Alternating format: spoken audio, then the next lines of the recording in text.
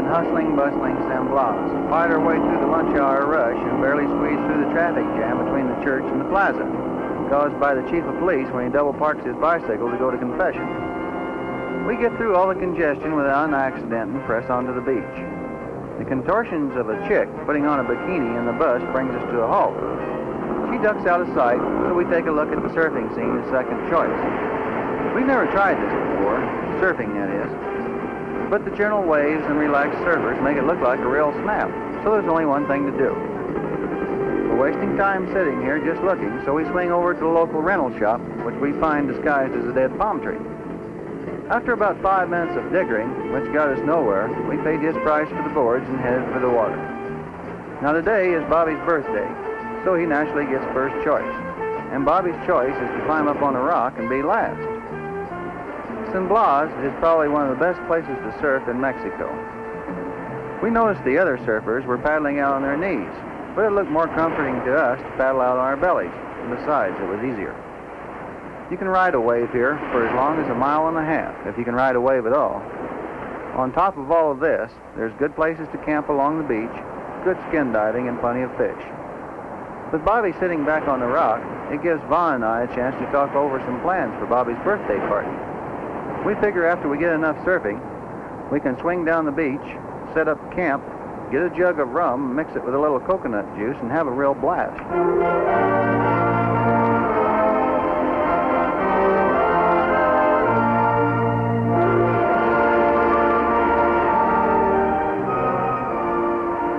Now, we had always heard that hanging 10 was really super tough, but found it was a term tremendously overrated.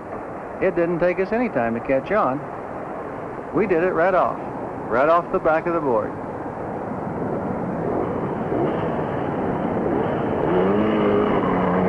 Surfing at San Blas is very similar to surfing the Bonsai Pipeline in the islands. The waves of both places are made out of water. Cocktails grow on trees here. All you have to do is grab a coconut, cut a hole in it, and add some of that good old $1 a bottle rum. Now, physical conditioning is of the utmost importance to a surfer. Paddling out to catch a wave, making long fighting rides on a pitching, twisting surfboard, then struggling with a savage undertow after falling off in 50 feet of water takes a lot of stamina.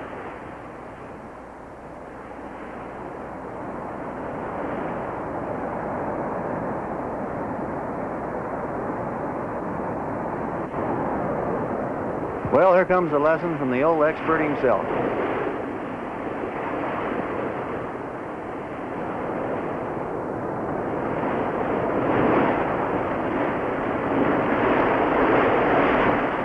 Time seems to run together here. One experience isn't clearly separated from another. It's not that we're in a hurry, because we've got all the time in the world. Each minute is so new and exhilarating you can't believe it. It sure beats working all week, boozing it up in some smoky bar, or sitting around watching the world go to hell in living color, and still ending up just before payday, flat broke as usual. That's only existing, not really living. We've spent less than $60 apiece since we left, and to think we used to believe we couldn't survive for a week without a payday. It's like coming into your second childhood and suddenly discovering that you hope you'll never have to grow up again.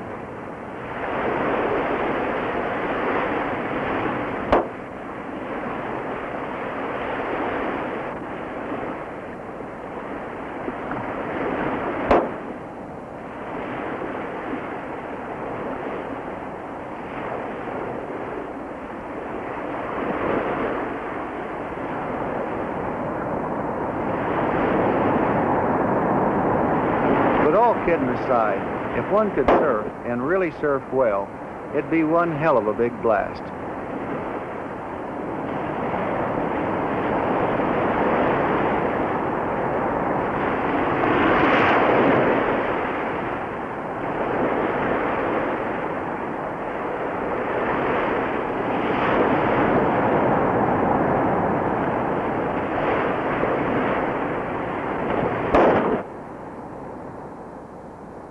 When these people make a firecracker, they don't screw around. They must have the biggest bangers in the world down here, man. When Vaughn went to the village after the rum, he really got carried away at the firecracker stand. In Mexico, fireworks are used for most any celebration and can be purchased about any place, any time. They work out great for Bobby's birthday party, but we make like a bunch of gringo litter bugs and trash up a whole bunch of virgin beach with little tiny pieces of paper.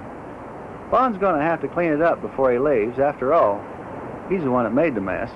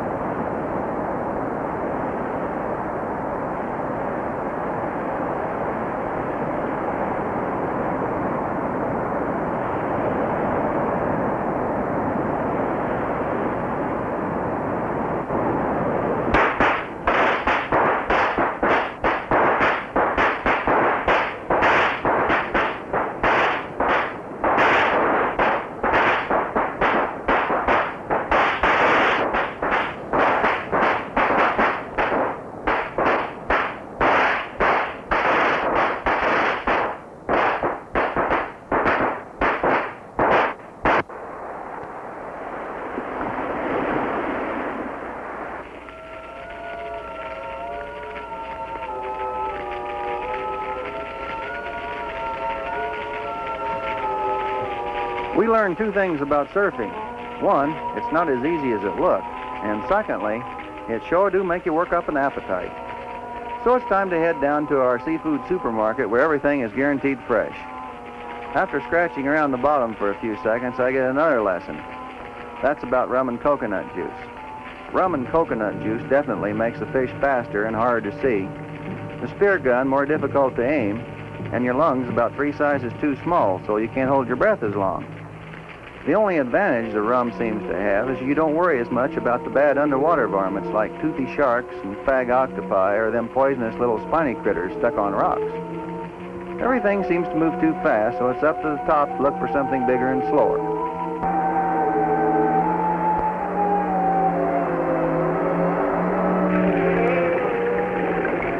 Bobby felt since it was his birthday, Vaughn and I should go out and spare his birthday supper, and he wanted lobster. But after seeing the luck we were having, he decided he'd better start looking for his own lobster. Apparently we were in an area where the natives had been setting their lobster traps because we couldn't find a one, and they're usually plentiful along the rocky shoreline of the western coast of Mexico. Or maybe it was just the fact that the lobsters hadn't been drinking rum and coconut juice. Well, I finally found something bigger and slower. At least they look that way. But actually, sea turtles are quite fast when in their element. They have powerful fins and strong knife-like jaws. So when you're wrestling with one, you want to play it cool and not get the wrong end, or you might end up looking like you just got circumcised with an ice cream scooper.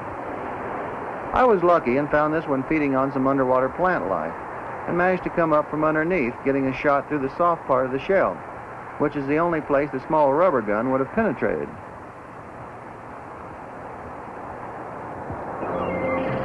Cleaning one out is easy.